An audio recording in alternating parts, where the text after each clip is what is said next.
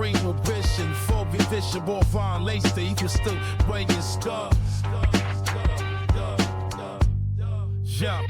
This big giant's talking New York with a skyline bleeds. Basketball dreams in the football seas. Got a mic in the hand and a vision that feeds. In the fantasy realms where the ghost dog leads. He's a shadow on the court and a phantom on the field. Timberland stomping, truth never concealed. Got my podcast lit, each story revealed. Talk Ryan legends and hoops that appeal. You know what time it is. Back at it again with another episode of GhostDog's Big Talk. Yes, this is a Combine is come and gone. Original. Couple names stood out. Some free agency situations to go over as free agency is looming and just around the corner. Couple days away, honestly. Starts officially Monday at 12 o'clock. However, man, you already know what it is. Every time, like always, if you appreciate the vibe, make sure you hit subscribe. Yes. It helps the algorithm and do its thing, man. So help a brother out. That's all I'm asking for. Especially if you appreciate the way I spit on this mic. Just make sure to smash the like. Yes. So as I said, man, couple names stood out to me. Just, man, the possibilities, the potential. 3 names stood out. One in particular. We're going to go from number 3 to number 2. Starting off with Jeremiah Love, running back out of Notre Dame, 6 foot, 214 pounds, just absolutely explosive. It seems like any chance that he has the ball in his hands, he can just run it all the way, man. Very Saquon and Bijan Robinson-esque. I get it.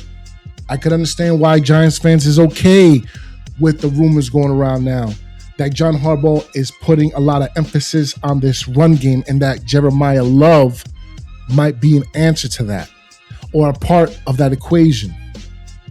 I understand is what I'm saying.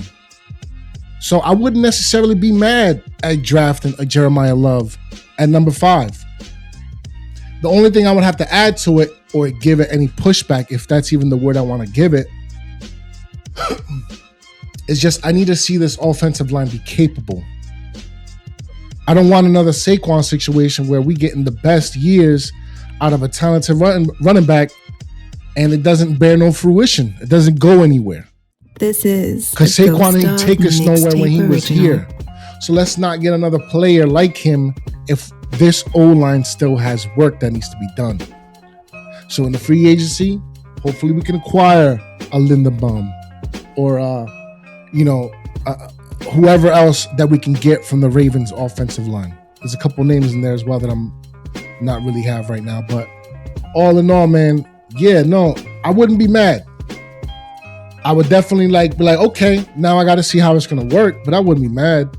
I'd be excited to see a Cam Scatterbo with a Jeremiah Love and a Tyrone Tracy as a complimentary piece as well in that running back room. What is there not to love? No pun intended, or rather all the way intended. You understand? Yeah, no, for sure, man. So that's my number 3 choice. My number 2 choice, my number 2 choice, would be Caleb Downs, Ohio State safety. 6 foot, 205 pounds. He's physical. He is a great tackler. Not afraid to lay a hit, man. He is a thumper.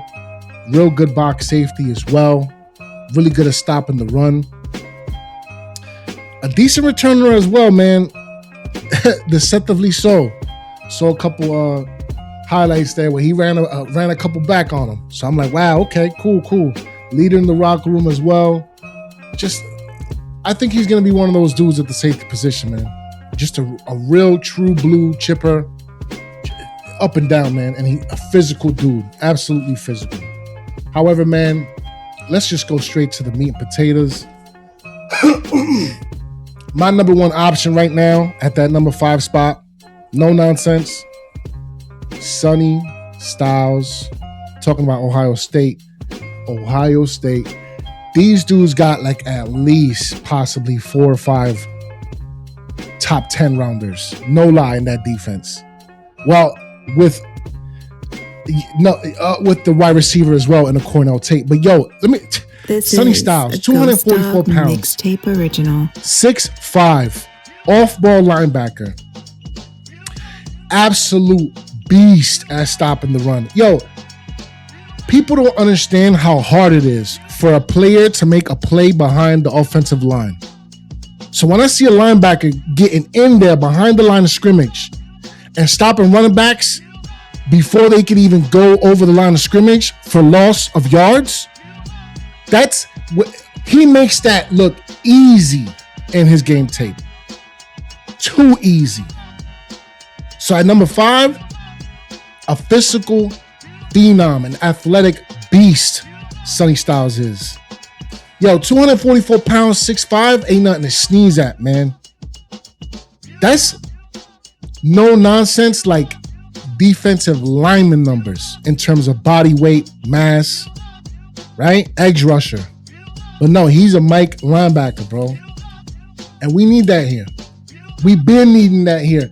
You know, and especially now that there's rumors swirling around that Bobby might not, you know, he might not be here next year. And we're going to get into that with the free agency momentarily. Dude, Sonny Styles, I am all in at number 5. If he's not there at 5, a Caleb Downs and a Jeremiah Love, I will be with as well.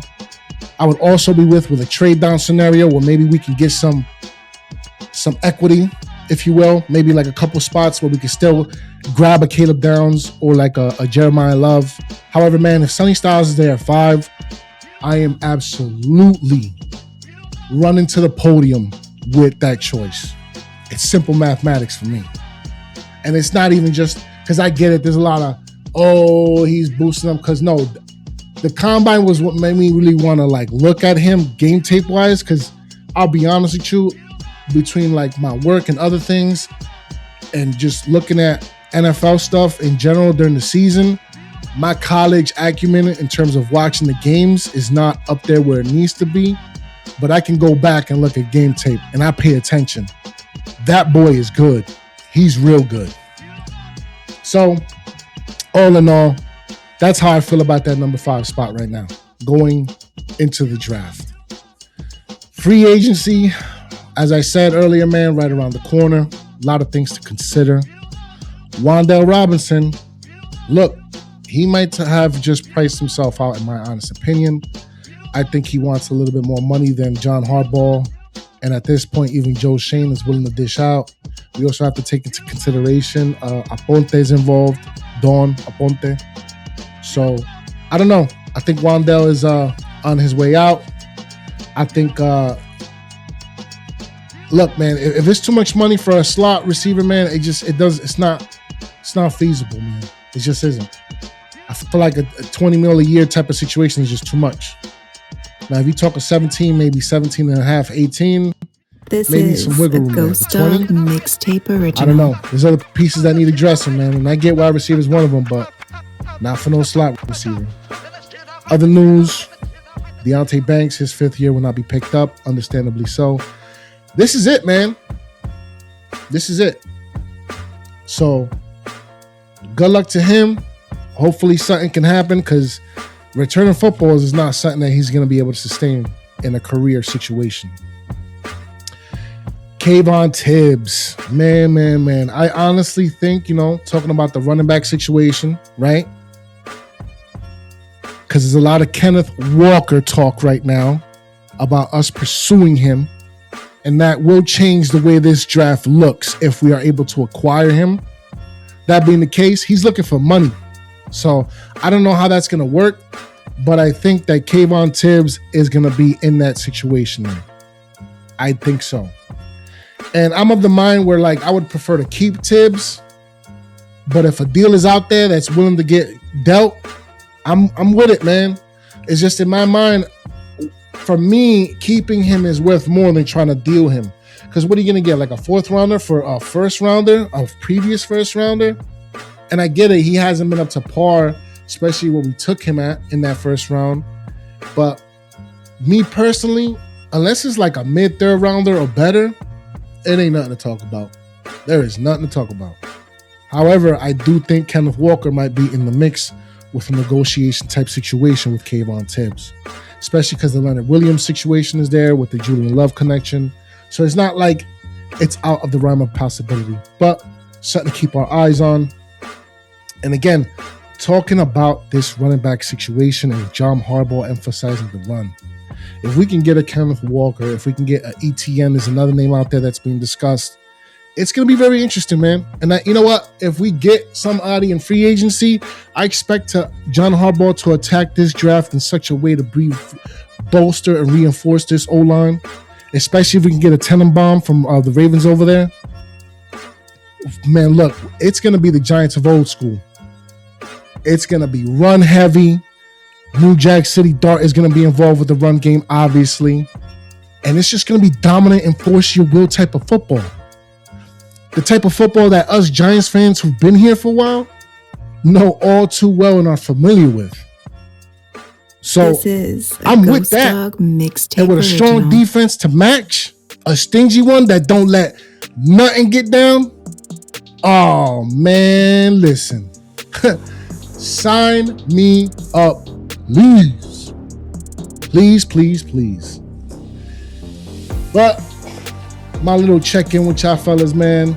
Make sure y'all hit the like. Make sure you hit the subscribe. Make sure you hit the share. Tell your friends, man. You know, big things is coming our way real soon, Giants fans. Ghost Dogs, Big Talk faithful. Pay attention. Pay attention to That's on Giants with me and Shakes and LRP. And we got big plans for that too, man, coming up. So stay tuned, man. Stay tuned to hear. Also, Miss Hangover, she got a couple things to say too, especially Kenneth Walker being involved. But I said too much. I'm going to leave it there. Give y'all a big blue salute. And peace. From the shadows of MetLife to Mike's last track, GhostDog repping Big Blue, never looking back. Podcast sales, that's deep in the fog. Gridiron echoes follow the phantom dog. Jersey glows under moonless skies. Fades with the beat, but never truly dies. He barks once loud, a New York anthem blast. That vanishes like stories from podcast past.